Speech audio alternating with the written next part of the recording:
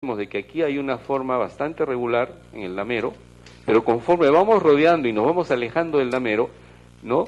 La forma de las calles y de las manzanas se hace cada vez más compleja. De manzanas regulares y pequeñas se van convirtiendo en manzanas regulares, manzanas más grandes, hasta ser súper grandes, como observamos aquí.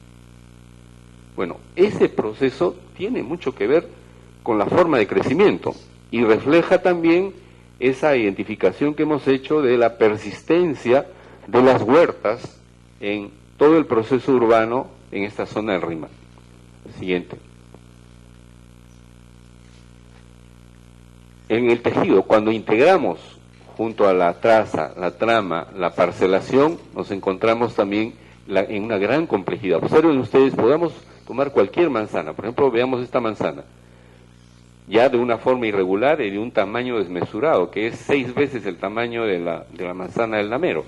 Pero observen ustedes la diversidad del tamaño y forma de los lotes.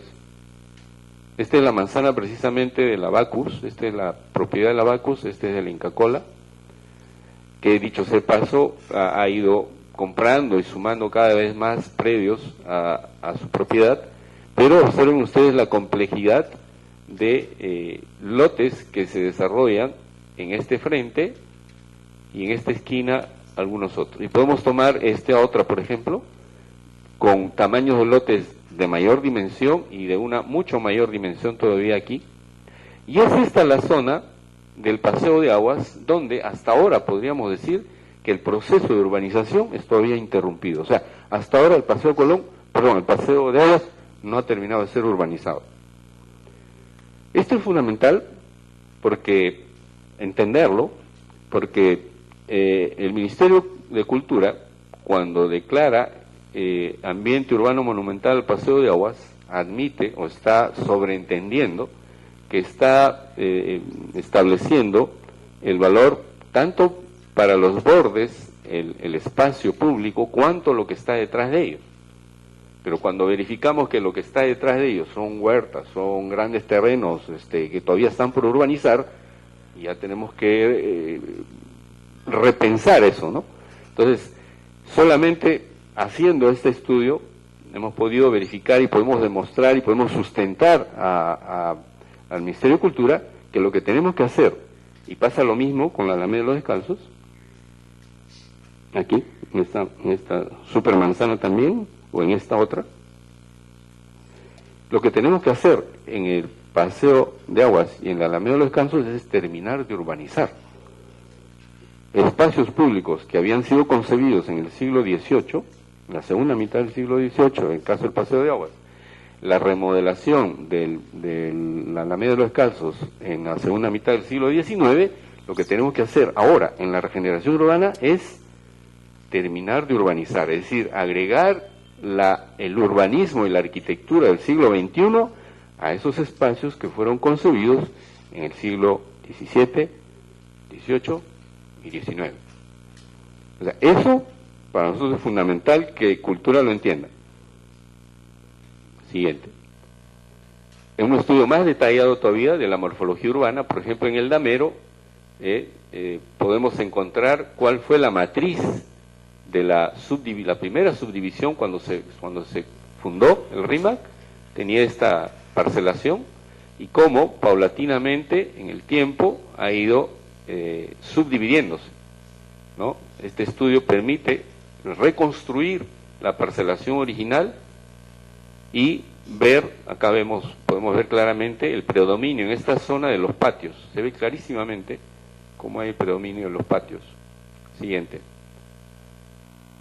Así también para las distintas manzanas. Por ejemplo, identificamos ese estudio previo en el que hemos clasificado los tipos de traza y de trama, nos permite para luego entrar por tipo de trama, analizar los distintos tamaños y formas de lotes y encontrar, por ejemplo, aquí los que tienen un patio, los que tienen 2 patios, los que son pequeños, los que son grandes, ¿no? Igual aquí por su dimensión, y entonces vamos generando esto que nos permite hacer una comparación muy objetiva que nos va mostrando los extremos que hay en las dimensiones y en las formas de los edificios que hay en el RIMAC.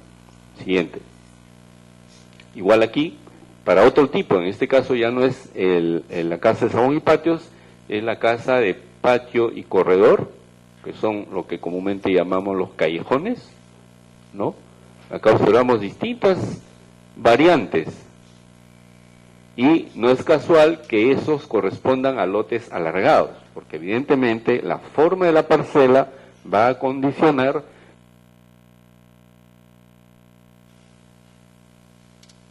igualmente, ¿no? Encontramos parcelas pequeñas, parcelas medianas y parcelas grandes.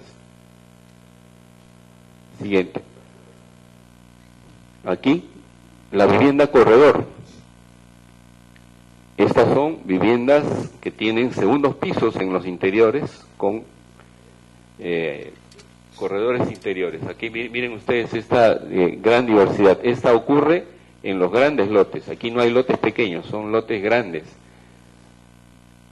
bastante alargados. Miren la proporción que hay entre el frente y la profundidad. Esto ocurre, por ejemplo, en la zona de Francisco Pizarro. Lotes que van incluso de calle a calle en algunos casos, como este, por ejemplo, ¿no? De calle a calle, esta flecha indica el ingreso. Y en el caso de lotes medianos, también con algunas variantes, a veces de una sola circulación, a veces de dos, como aquí, como se bifurcan, ¿no? Siguiente. Entonces, con esto penetramos y observamos con claridad la complejidad del tejido urbano. Aquí, en este panorámico del 24, se ve objetivamente también la acumulación de los callejones y la diferente textura y grano urbano que se produce más bien en la zona del Damero, en la prolongación del Damero aquí también, hasta aquí, y empieza a variar ya conforme rodeamos. En el plano del 24 se nota nítidamente, fíjense ustedes, cómo la Alameda de los Descalzos es un gran espacio público que no tiene calles laterales. Las calles laterales se han abierto, una en el año 1921 y otra posteriormente. Esta se abrió en el año 21 y esta todavía más adelante, en el año 45. Entonces, la urbanización, por eso decimos, en esta zona del RIMAC es reciente, es del siglo XX, y aún al presente todavía está por concluirse.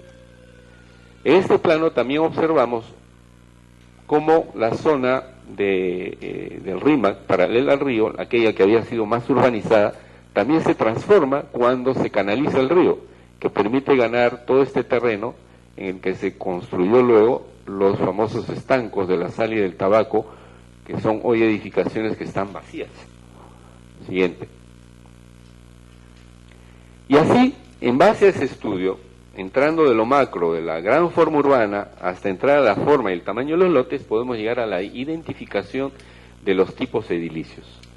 Y hemos encontrado, ¿no? Bueno, la casa solariega, la quinta callejón, la vivienda compacta, la vivienda corredor, y las mezclas o las mistificaciones de estas. Generalmente se utiliza bastante la quinta o el callejón combinado, por ejemplo, con la casa patio adelante y un callejón hacia atrás, o la vivienda compacta y un callejón hacia atrás. ¿Por qué? Porque al ser las manzanas grandes, los lotes son bastante largos, y entonces la estrategia era resolver hacia adelante un tipo de edificación y hacia atrás resolverla con los callejones. Siguiente. Y los modelos, es decir, los tipos construidos en la realidad.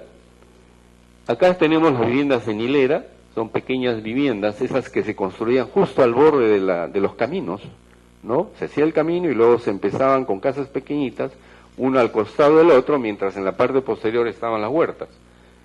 Bueno, la típica casa de salón y patios, la vivienda compacta. ¿Por qué compacta? Porque no tiene patios, es totalmente construida, generalmente en lotes pequeños, de fondo poco profundo.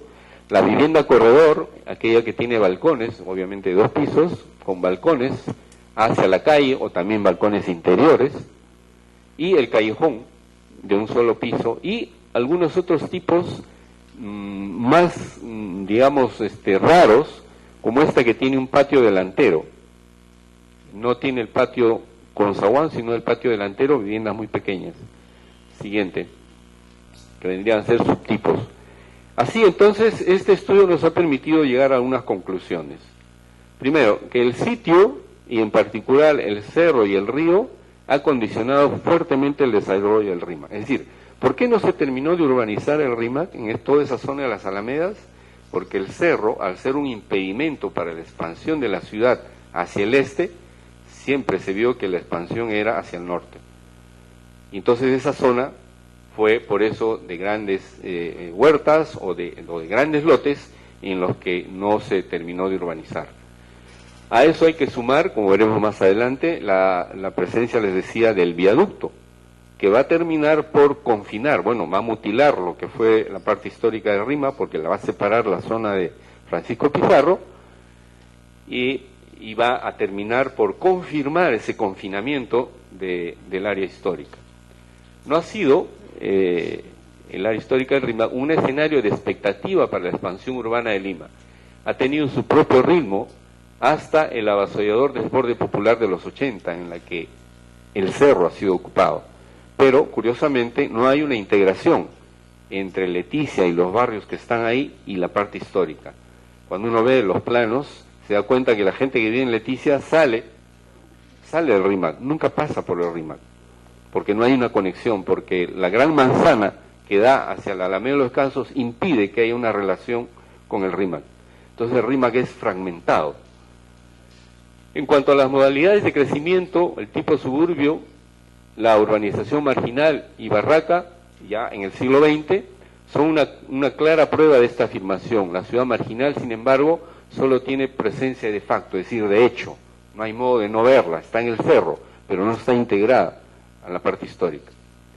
El crecimiento tipo suburbio, ¿no?, aquel que permite el crecimiento del borde de la manzana y que genera la supermanzana hacia el interior, generó una morfología urbana sumamente mistificada. Eso es lo que hemos dicho, ¿no? O sea, un tipo arquitectónico hacia afuera y un tipo arquitectónico hacia adentro. ¿Para qué? Para poder ocupar los grandes terrenos.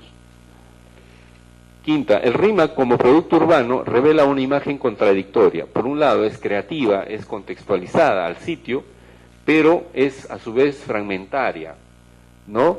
Y de ahí su crisis actual. Cuando uno va hoy a la Alameda de los Descalzos, ese espacio extraordinario, el único que existe en Lima, sin embargo es un sitio desolador, vacío. ¿Por qué? Porque no es solamente una alameda, es un borde, lo que se llama en la imagen urbana un borde. ¿Por qué? Porque divide un lado del otro y no hay integración. O sea, es un espacio excelente desde el punto de vista de paisaje y demás, pero en términos de imagen urbana o en términos del diseño urbano, lo que genera es impermeabilidad. No hay unión, divide, y es paradójico.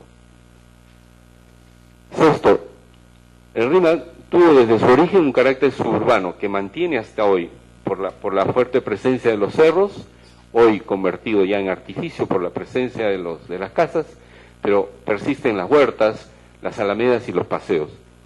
La heterogénea morfología urbana sentó las bases para una diversificada mistificación tipológica, en particular entre los siglos XIX y XX, cuando Lima empieza a aumentar su población. El RIMAC, junto con Barrios Altos y Monserrate, va a ser el lugar donde se va a dar la vivienda de alquiler, la vivienda popular de alquiler. Y eso es la que genera esa mistificación tipológica. La variedad tipológica de vivienda colectiva popular guarda relación con su origen popular, de artesanos y pluriétnicos, de indígenas, negros, criollos, mestizos y desde fines del siglo XIX, los italianos, que fueron los principales promotores inmobiliarios de vivienda popular de alquiler. Noveno, eso tiene que ver también con su época industrial, porque el RIMAC, además de todo lo dicho, ha sido el escenario de la arqueología industrial en la ciudad. ¿Por qué? Porque un ramal del río, que pasaba precisamente por el Paseo de Aguas, que es el que originó, es la razón de por qué se hizo el Paseo de Aguas ahí, también originó la ubicación en ese lugar de las primeras fábricas. La primera fábrica de Lima, de la época republicana,